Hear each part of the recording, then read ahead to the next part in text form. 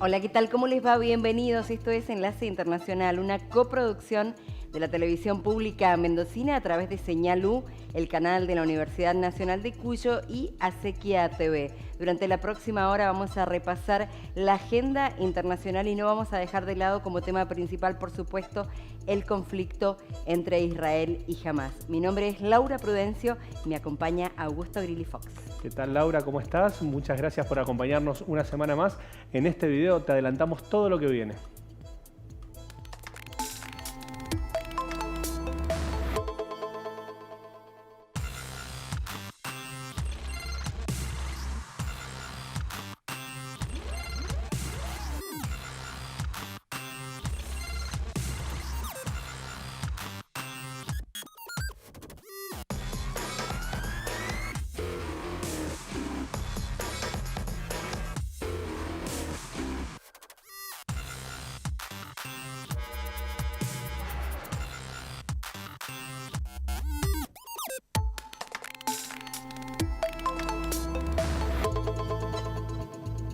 Y lo decíamos, el tema principal y por el que vamos a comenzar este programa tiene que ver con el conflicto en Medio Oriente y vamos a hablar principalmente de la figura del mandatario de Israel, Benjamín Netanyahu, que bueno, viene de tener una situación complicada a nivel político previo a este enfrentamiento con Hamás, que parece por el momento de alguna manera haber quedado de lado, por lo menos por el gobierno que se formó con la oposición para llevar adelante este conflicto. Se ven puntos en los cuales se identifica una suerte de desgaste muy marcado, donde además han surgido referentes opositores como el propio Benny Gantz, como Lapid, con una figura en la cual están planteando la salida del gobierno de un Benjamín Netanyahu que, además de haber quedado muy golpeado por ser la cara de este gobierno, tampoco ha tenido la capacidad de poder plantearse alguna alternativa en relación al sector más ortodoxo que tiene esta formación de gobierno. Por lo tanto, sí, hay que tener en cuenta que a la hora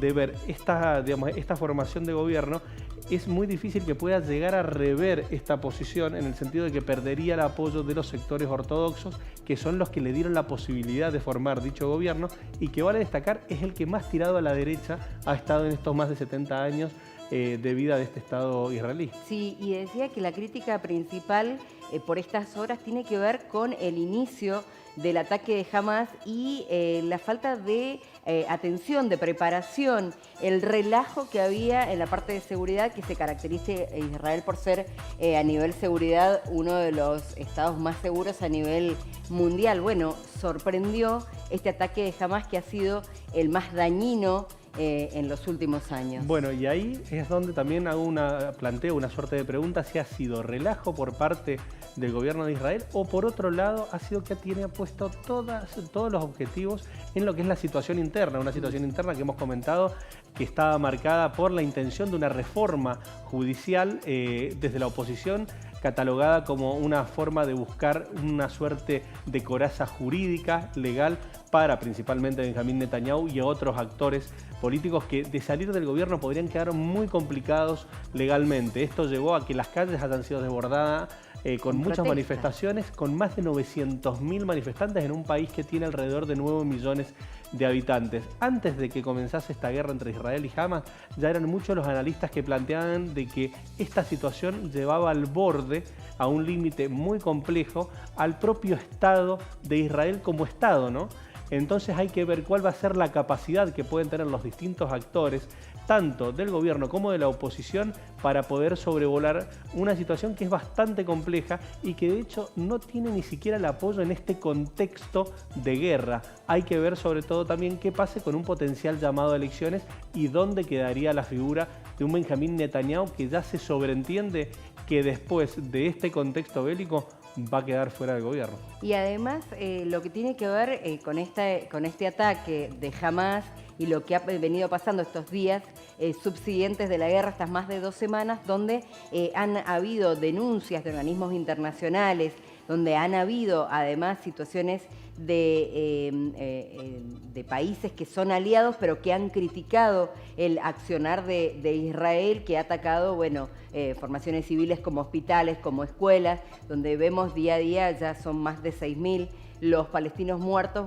y esta posición del Estado de Palestina, que ha ido incluso a la Corte Penal Internacional a decir que se están cometiendo crímenes de guerra.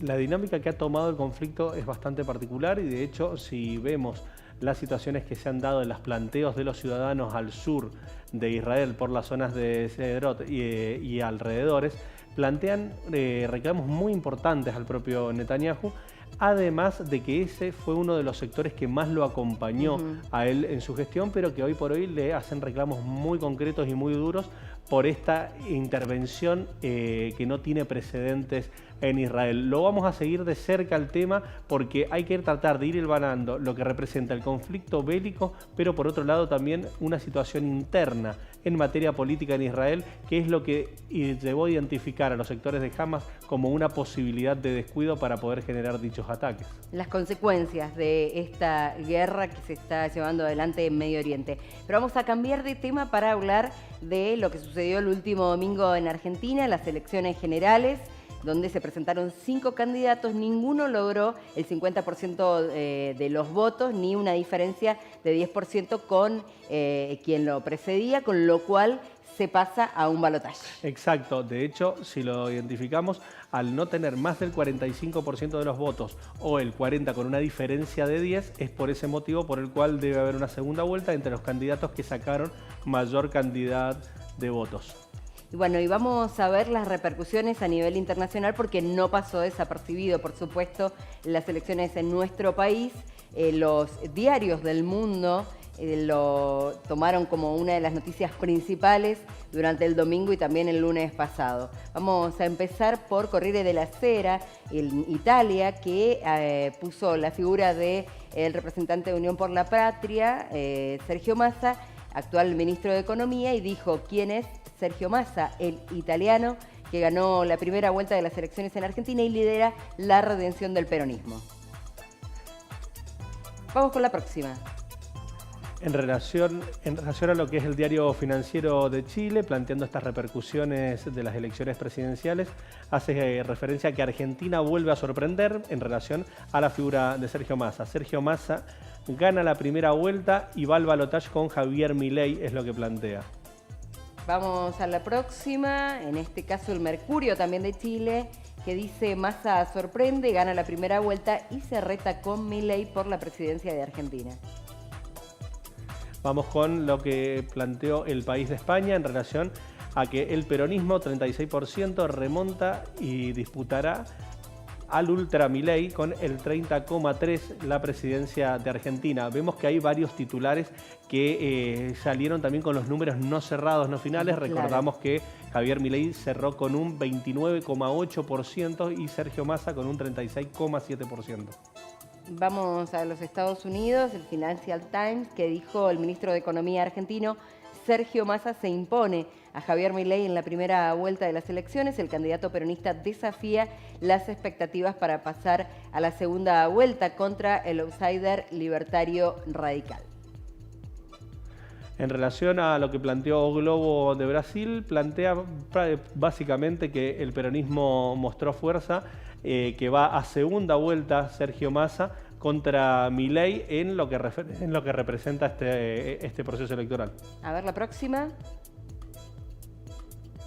En la BBC, en Reino Unido, Sergio Massa, el ministro de Economía de Argentina, que logró lo impensable, ganar la primera vuelta en un país con casi un 140% de inflación. También está expresado en cada uno de los medios, la tendencia que tienen aquí, haciendo hincapié en que Sergio Massa es el actual ministro de Economía. Vamos con El Guardián de Inglaterra, en relación al planteo de que el populista de extrema derecha Javier Milei no gana la primera vuelta de las elecciones presidenciales argentinas. Un outsider político, Bocón, se dirigirá a la segunda vuelta de noviembre con el centrista ministro de Finanzas, Sergio Massa. Una más. The Washington Post, para presidente, Argentina debe elegir entre la ira y el miedo, es lo que tituló después de las elecciones primarias en nuestro país. En relación a las redes sociales, Twitter nos ha dado varios puntos de vista en el sentido de lo que han sido los saludos y las repercusiones. En relación a lo que hace a Evo Morales, plantea un saludo con el espíritu y el compromiso democrático del hermano pueblo argentino.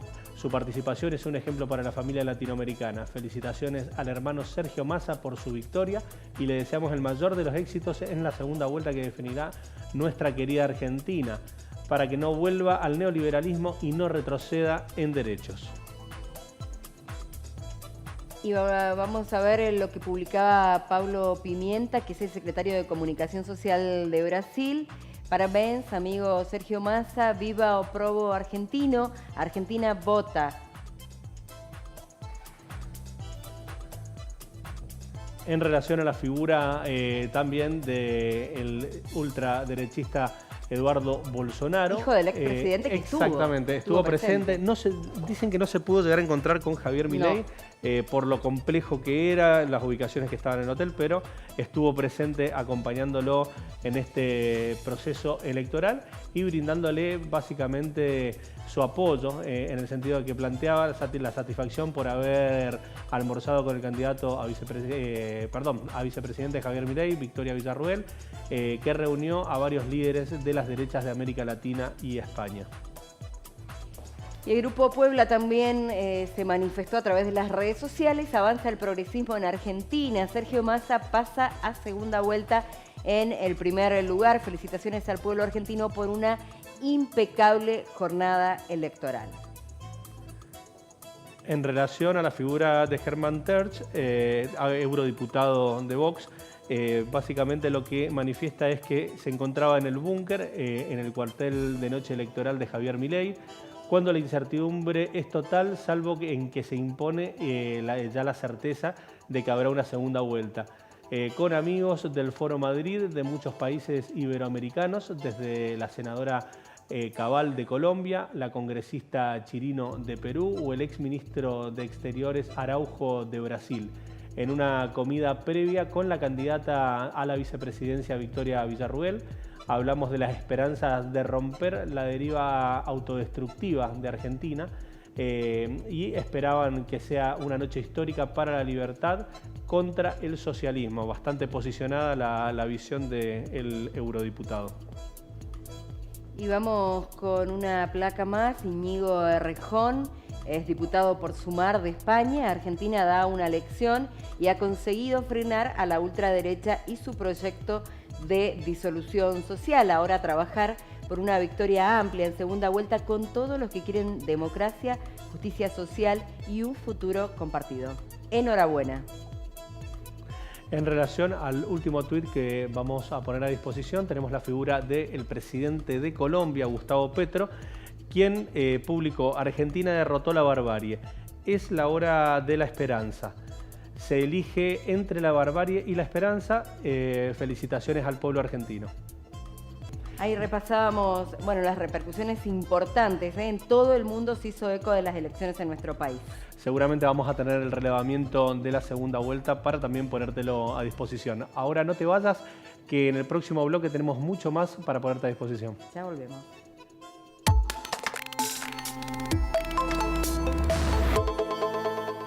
¿Querés internet? Entonces querés Aero. Internet que vuela en todo Mendoza. Llámanos al 0810-333-0446. Ingresá a www.aero.com.ar. Aero. Internet que vuela.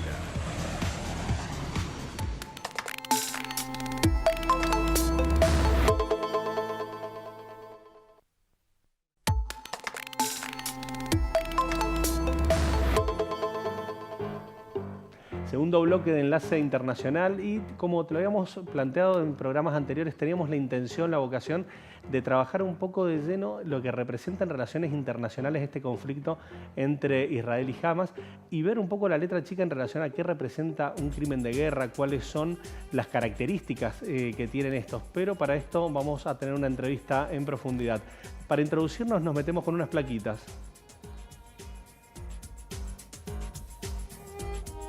En relación al derecho internacional humanitario, los objetivos son debilitar al enemigo, limitar el sufrimiento. De producirse un juicio, este tendría lugar una vez finalizado el conflicto. Sí, hay que decir que, bueno, cuando hablamos de estos temas ya es dentro del conflicto de Israel-Hamás un tema que no se ponen de acuerdo. En las últimas horas, Palestina ha denunciado ante la Corte Penal Internacional justamente por crímenes de guerra a Israel. Y bueno, desde el lado de Israel, los especialistas también dicen que Hamás está cometiendo crímenes de guerra. Por eso es importante también hablar del derecho internacional humanitario, que está regido por los convenios de Ginebra, Ginebra 1, 2, 3 y 4, que son en definitiva tratados internacionales destinados a limitar la barbarie de la guerra. Pretenden y lo que tienden es a proteger a las personas que no participan del conflicto. Estamos hablando específicamente de los civiles, son aplicables además universalmente. Y justamente para hablar de este tema estamos en comunicación con Jerónimo Morales Rin, que es especialista en estrategias internacionales. Muchas gracias, Jerónimo, por estos minutos. Un gusto, ¿cómo están? Bueno, muy bien. Es un problema que, a la par de lo que significa el conflicto bélico, genera voces a favor y en contra, de alguna manera también denuncias cruzadas. ¿Qué pasa con el derecho internacional específicamente en este conflicto? Mira, lo primero que hay que entender, digamos, es que es muy difícil la aplicación del derecho internacional humanitario en los conflictos que esté involucrado algo que no es un Estado, ¿no? Y que no está muy claro cómo se clasifica eso. Entonces, Hamás, digamos, Israel le declaró la guerra a Hamás. Ahora, Hamás es una organización terrorista, no es un Estado, no tiene una institucionalidad clara que se puede identificar, por lo cual es muy difícil combatir y es muy difícil también juzgar a personas específicas por lo que hace un colectivo. Claro.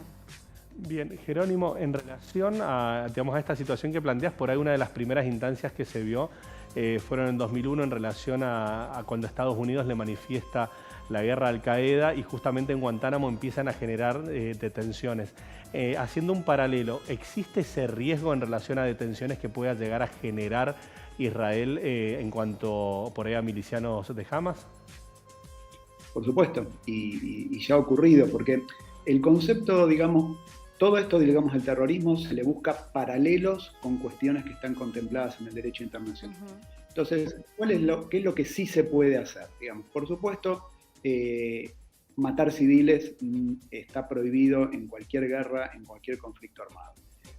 En el caso de los prisioneros de guerra, lo que está previsto es que uno los retenga mientras continúe la guerra. Ahora, si la guerra no termina nunca, el prisionero es retenido para siempre, que ese era el problema de Guantánamo. Entonces, si la guerra contra Al-Qaeda duraba, o sea, por demás, ¿cuándo termina? ¿En qué momento termina?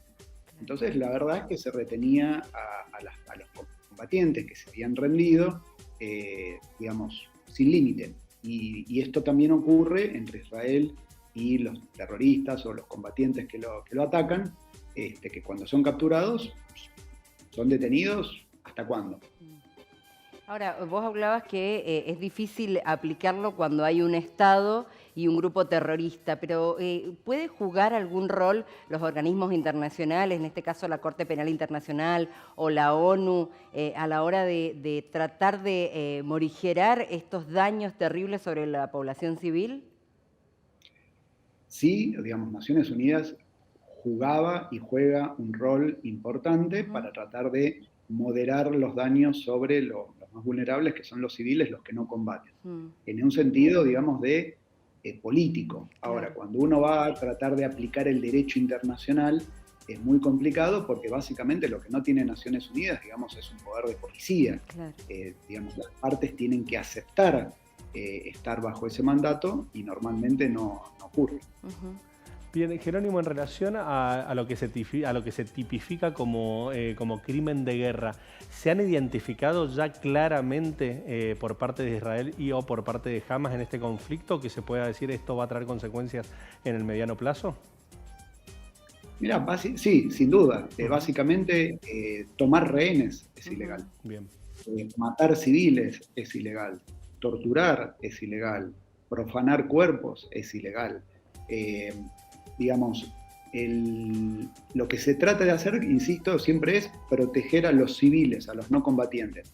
Cuando uno bombardea una ciudad, la posibilidad, digamos, que esta es la perversidad del terrorismo, o sea, se esconden entre civiles. Entonces, el país que se quiere defender, prácticamente no hay forma de distinguir entre una persona que no usa uniforme, que combate sin identificarse. Uno de los deberes de un combatiente, según el derecho de guerra, es identificarse, usar un uniforme, que es lo primero que un terrorista no usa.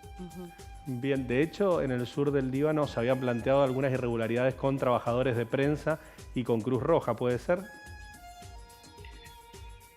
Mirá, lamentablemente es algo relativamente común que buscando un terrorista o dos o tres en el ataque haya, desde un lado se los considera daños colaterales, digamos, o sea, un daño que era imposible de evitar en pos de un objetivo militar, del otro lado se los llama ataques indiscriminados, en las cuales mueren personas que no están relacionadas con el conflicto, como civiles que pueden ser periodistas, trabajadores, transeúntes, personas que vivían en esa casa, etc.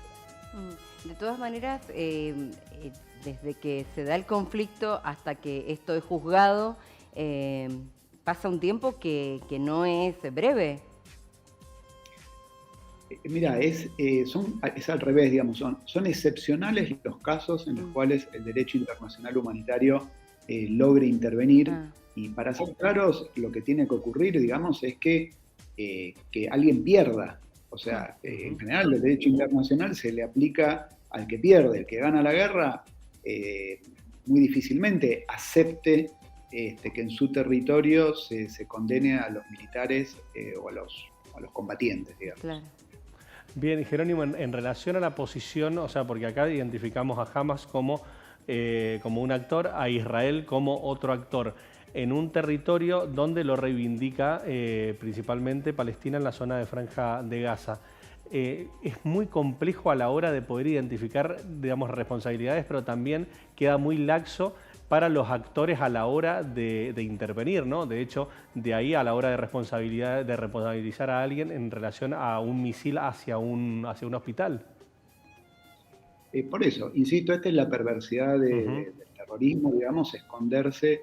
Gaza viven 2 millones de personas y supongamos, digamos, Hamas se calcula que tiene 20.000 milicianos, 20.000 combatientes. Entonces, imagínense encontrar 20.000 personas mezcladas entre 2 millones. Claro. Es extraordinariamente difícil, porque además no están identificados, no los llevan escrito en la frente. Entonces, ¿cómo uno reconoce a lo que es un combatiente de Hamas? Claro, muy difícil. Jerónimo, muchas gracias. Te agradecemos mucho el contacto. Un gusto, hasta luego. Muy amable.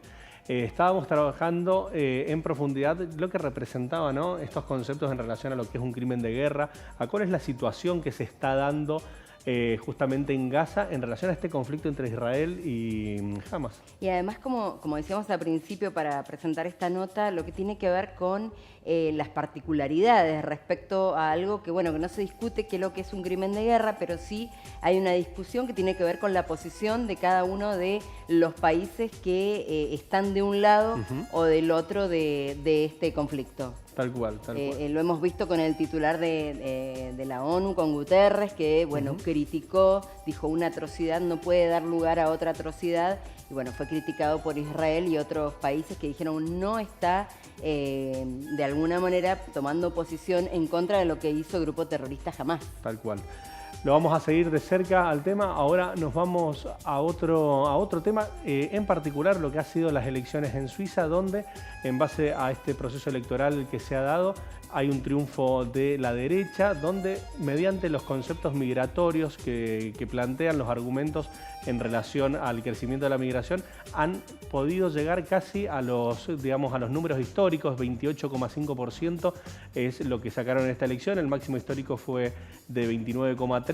En segundo lugar, la socialdemocracia, pero el principal derrotado podríamos decir que han sido los partidos verdes. El Partido Verde, que hace nada más que 4 años copaba prácticamente las elecciones con un porcentaje muy superior, y ahora, bueno, realmente bajó mucho en la participación y en el apoyo de la gente. Como decías, el Partido Popular de Suiza, que es ultraderechista, ha ganado las elecciones del Congreso.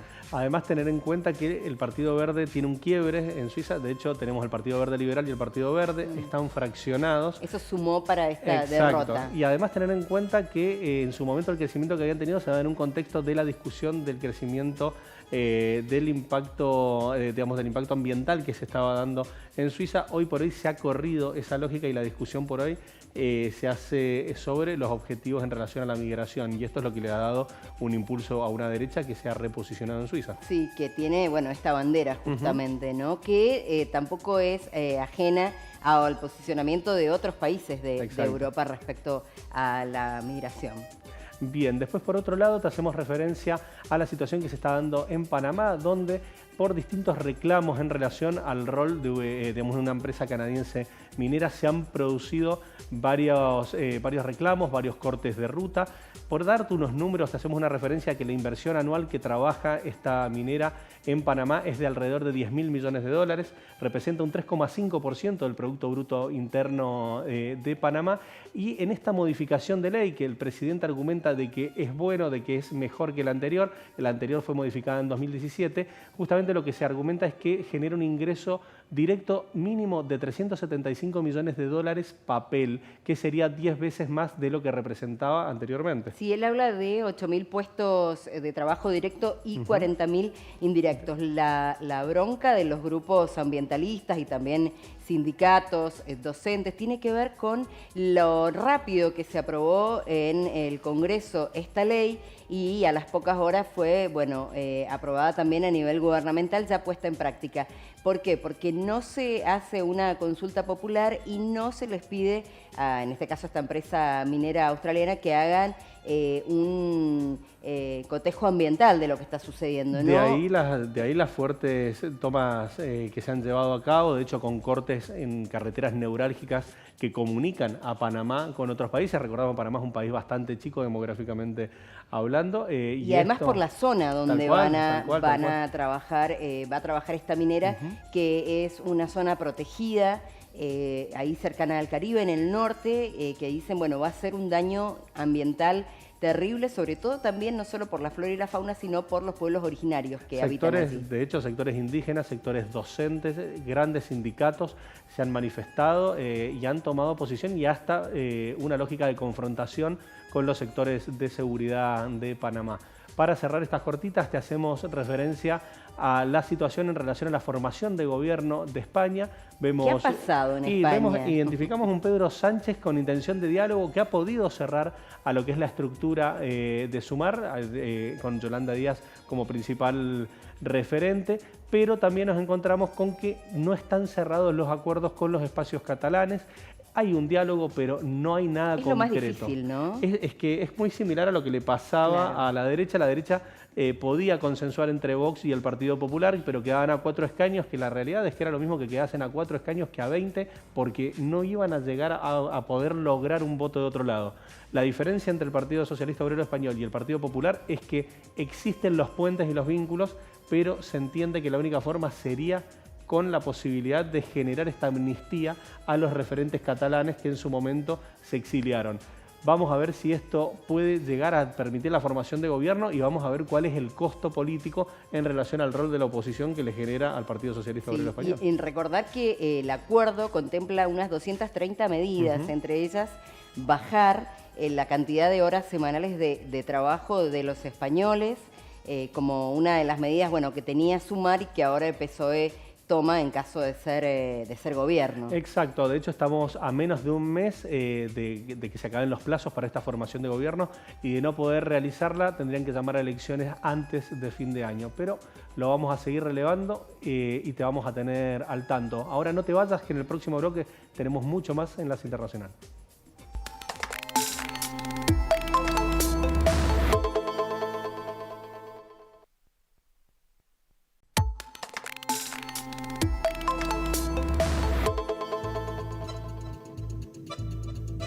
Último bloque en Enlace Internacional y vamos a hablar de Venezuela y este lento o los primeros pasos de ese proceso eleccionario que comenzó este domingo con las elecciones primarias de la oposición. Exacto, para esto estamos en contacto con Ana Vanessa Cárdenas, politóloga internacionalista, que nos ayuda todas las semanas a poder leer entre líneas qué es lo que se va dando. ¿Cómo te va, Ana Vanessa? ¿Cómo estás vos? Hola, Ana Vanessa. ¿Qué tal? Muy bien. Buen día, Laura. Un gusto. Muchas gracias por el contacto una vez más.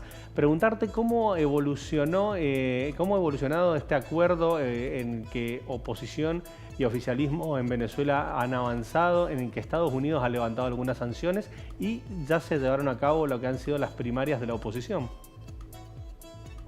Así es, pues bueno, un acuerdo que anunciaron con bombo y platillo, que incluso el presidente Maduro había dicho que era una muestra de voluntad de Venezuela, pero que hoy se tambalea este acuerdo luego de las primarias, en las que si bien pues pudo competir, que creo que era el termómetro, ¿no?, de la disposición de Venezuela, y estuvo en la boleta Corina Machado, ganando incluso en más del 90% de los votos, teniendo una gran afluencia, sobre todo en el exterior.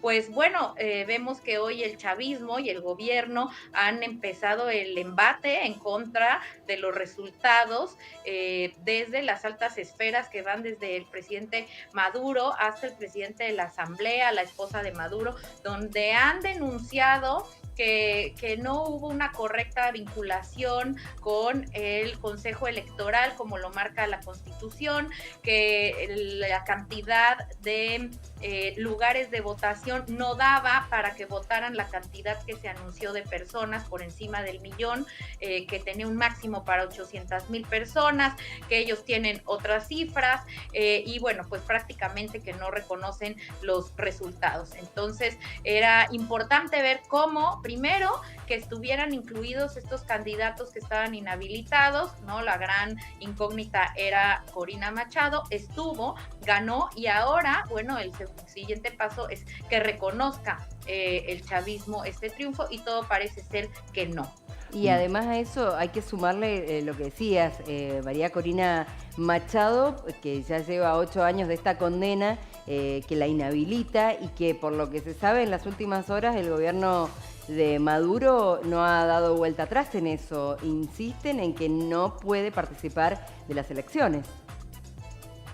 Así es, está prácticamente, digamos, vetada, inhabilitada, y bueno, evidentemente el gobierno, después de estos resultados, pues menos va a aceptar que ella vaya a la contienda. Hay alguna otra posibilidad, y es que ella nombre alguna otra carta que vaya en su lugar a la elección, pero bueno, a todas luces este comportamiento ya previo a lo que serían las elecciones con garantías que se pidieron para el último trimestre del 2024, pues pone en duda el cumplimiento del acuerdo de Barbados. Bien, entonces podemos interpretar que para que se pueda llegar a avanzar de alguna forma va a ser determinante el reconocimiento o no de la candidatura de Machado.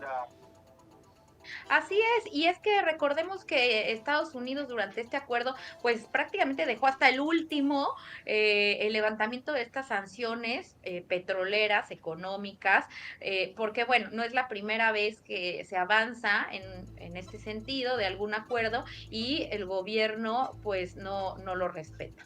Bien.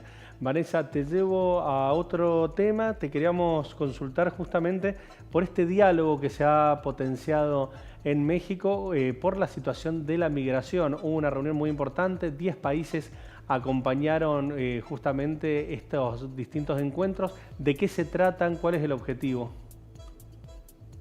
Así es, esta reunión en Palenque, en el estado del sur de Chiapas, uno de los 3 estados más pobres de México, pero también un estado simbólico porque es un estado fronterizo con Guatemala, por el que pasan pues las caravanas migrantes, y el presidente López Obrador pues no, conmina a esta cumbre en la cual no fue invitado a Estados Unidos, lo cual muestra un claro posicionamiento de México como un interlocutor de América Latina hacia Estados Unidos, y la búsqueda de un liderazgo que no había tenido el presidente Andrés Manuel López Obrador en alguna temática sustantiva para la región.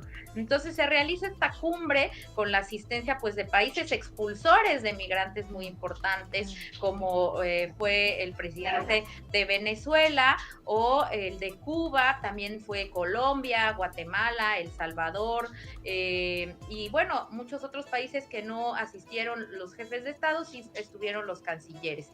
Sin embargo, pues bueno, se llega a una serie de acuerdos, pero nada nuevo que no se haya dicho en otros foros, tales como identificar las cartas fuertes de la migración, las causas, tanto endógenas como exógenas, y bueno, cooperar entre los países para resolver esas causas estructurales como la pobreza, la desigualdad, la violencia, que están haciendo que las poblaciones traten de migrar, tener un enfoque en derechos humanos y quitar las medidas restrictivas para los migrantes, ¿no? Entonces, bueno, pues son actos de buena voluntad, pero como menciono, nada nuevo, y que también se pone en duda, pues por lo mismo que hablábamos hace un rato de Maduro, porque son gobiernos que tienen ya mucho tiempo hablando de estos temas y que la corrupción y la falta de voluntad política pues hacen que los acuerdos que se toman o los proyectos que se realizan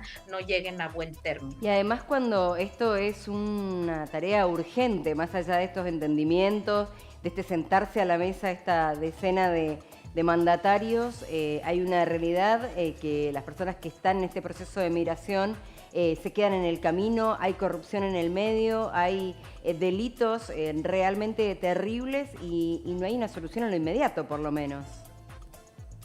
Claro, estamos viviendo en la región una crisis migratoria, y a quien principalmente le afecta es a los países receptores.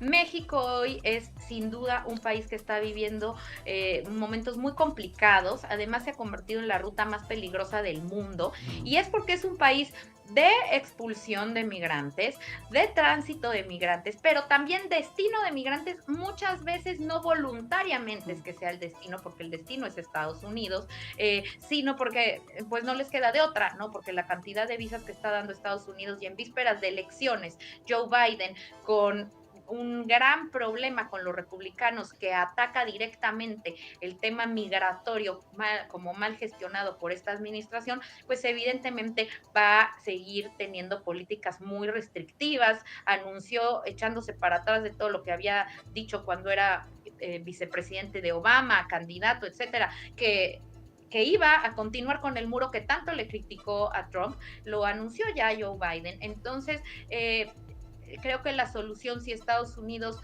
no coopera y no hay un acuerdo con estos países, es muy complejo. Y hoy en día, pues como dices, el tema migratorio es transversal. Por ejemplo, en esta ruta del Darién hay muchas muertes por cuestiones ambientales, la selva, enfermedades, etcétera, Tráfico, que se generan sí. ahí, y también el cruce por México, que incluye la extorsión y el abuso por parte de las autoridades, hay que decirlo, y también de los cárteles del crimen organizado. Ana Vanessa, muchas gracias.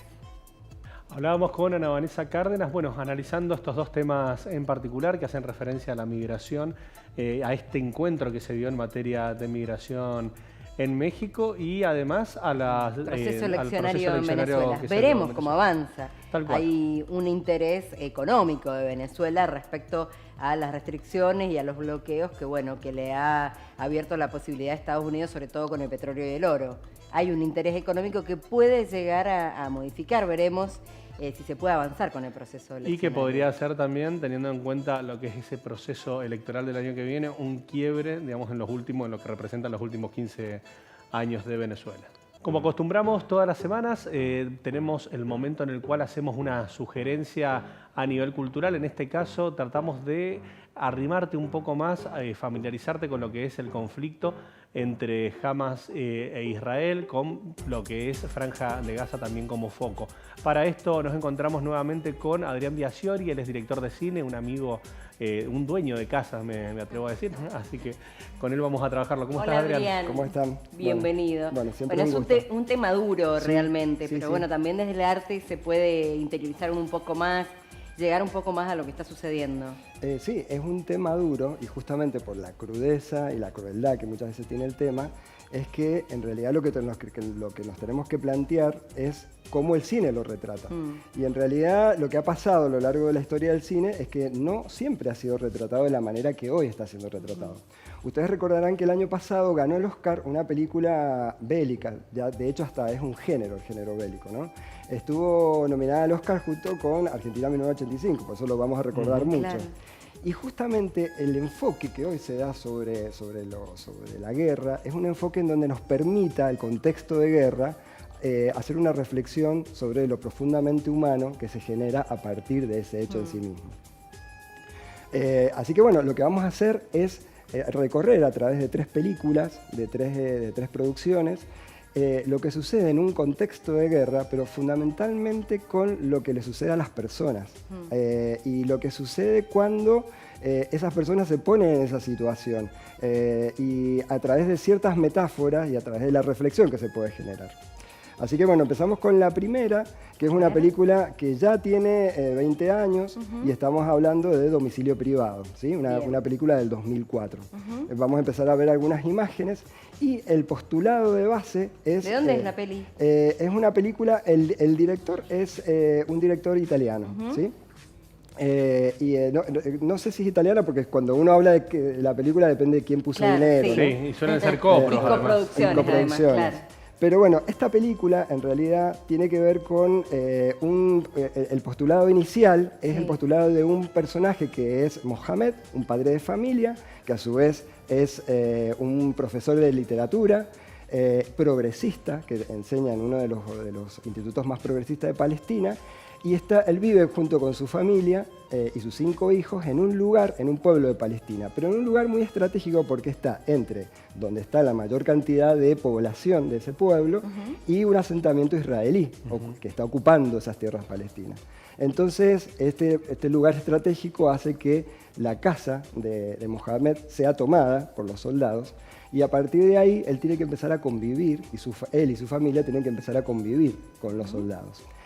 El espíritu pacifista de este hombre palestino hace que ellos no se vayan y que decidan quedarse. ¿Sí? ¿Conviviendo? Conviviendo, y a partir de ahí se establece una serie de relaciones, una serie de situaciones que ponen en jaque justamente lo que él cree como más profunda, que es la paz. Es un hombre de paz. Es un hombre progresista, ¿no? Claro. Entonces, la película como metáfora funciona muy bien. Esto de que yo les digo de poner a los personajes en esta situación y en este contexto tan crudo, pero que hace y que genera otro tipo de reflexión. Interesantísimo, interesantísimo. La segunda película que vamos a ver... Perdón, un detallito antes. ¿Dónde la podemos ver? Esta está disponible en plataformas amigas, vamos a decirlo de alguna manera. Legales. Y no la he encontrado en las plataformas más importantes. Bien. Está en YouTube, pero lo que tienen las de YouTube que a veces están en baja calidad. En baja calidad o están en español, pero en español de España. Español hondo. Castizo. Español ¿sí? fuerte. Así que bueno, eso es lo que tienen. Claro. Pero se pueden encontrar fácilmente si uno las busca. Bueno, ¿sí? si vieron Melí pueden verla perfectamente. Sí. Es así. Bueno, vamos a ver con la otra, el hijo del otro. Fíjense, acá también hay un postulado sumamente interesante. ¿Por qué? Porque hablamos de un chico israelí, que se prepara para entrar al ejército. Ustedes recordarán que es obligatorio el ejército en Israel, los jóvenes participan del ejército y se preparan para eso. En esta situación que él se está preparando, se entera que es adoptado, pero su familia tampoco sabía que él era adoptado. Lo que sucede es que en el momento que nace, en un momento de la guerra, el bebé es intercambiado por un bebé palestino, ¿sí? Un bebé que en este momento es un joven, es otro joven, pero que vive en los territorios tomados de Cisjordania. Postulado increíble y hermoso para iniciar una película y para poner en conflicto a dos familias, claro, ¿sí? Que se encuentran en donde van a tener que reconstruir estas familias y estos jóvenes su identidad, ¿sí? Y ver cómo empezar a construir lazos con estas otras familias en el marco de la guerra, ¿sí? Desde ese punto de vista, ahí uno ve la potencia del cine, ¿no? Cómo se puede pensar los conflictos desde otro lugar, pero desde ese otro lugar es lo profundamente humano. Interesantísimo, sobre todo cómo haces eje, cómo haces foco desde lo humano, ¿viste? Desde la experiencia particular tanto de una familia, de un hijo, en relación a lo que se encuentra o a lo que la vida le propone en particular sobre un contexto macro que es hipercomplejo. Sí, sí. Y además está bueno que el arte se permita eso que muchas veces cuando nosotros hacemos las crónicas o cuando uno ve en los medios el día a día de este conflicto, bueno, no se va sobre las personas y sobre lo individual, se va sobre lo colectivo y se habla de números, de muertos, de números de vida, pero detrás de eso hay historias de vida, hay personas que están sufriendo. Bueno, es que el cine te permite eso, te permite poder hacer empatía con un personaje que te das cuenta que no es tan distinto a vos y tiene más o menos tus mismos deseos en general con respecto a la vida. Entonces, eso que plantea el cine para mí es muy fuerte, porque te hace ver las cosas de manera diferente, ¿no? Totalmente. Bueno, y la última producción, que es una producción que está disponible en Netflix, es Nacidos en Gaza, ¿sí? Sí, la empecé a ver. Hay que tener, hay que estar fuerte para verlo, porque realmente es muy impactante. Sí. Es muy doloroso ver a chicos en primera persona contando las historias. Bueno, lo que son 10 niños, 10 niños y niñas que hablan sobre la guerra, niños nacidos en Palestina en guerra, ¿no? Y acá hay una cosa increíble, y a mí lo que me sorprende, dos cosas de esto, ¿no? Me sorprende el tema de cómo los niños hablan con una absoluta naturalidad por haber nacido en ese espacio del terror de la guerra. Lo que a nosotros nos puede escandalizar absolutamente lo que ellos cuentan y no podemos creer lo que ellos están contando, no, es lo que les pasa a diario, es su cotidianidad. Entonces, eso es tremendo. Y por otro lado, lo que uno piensa, que esta película ya tiene 10 años, es cómo van a ser estos chicos de adultos. Claro. ¿Cómo van a construir su identidad, su vida, sus relaciones, sus vínculos, sus objetivos, habiendo nacido y habiéndose criado en un contexto de guerra? Me parece que también ahí hay otra reflexión. También hay una reflexión que nosotros podemos hacer como adultos en relación a la guerra. Y cómo juega esta naturalización de la posibilidad de la muerte permanente, ¿no? Sí. Cómo a uno le impresiona y por ahí ven un niño esa naturalización que es absolutamente dolorosa, digamos, en el sentido y antinatural. Total, absolutamente. ¿Cómo será la identidad de estos niños, ¿no? ¿Cómo serán sus objetivos, sus metas, sus sueños, ¿no? Adri, es un documental. Es un documental de 1h10 más o menos. Es de un director ítalo-argentino, que su nombre es Hernán Zin, ¿sí?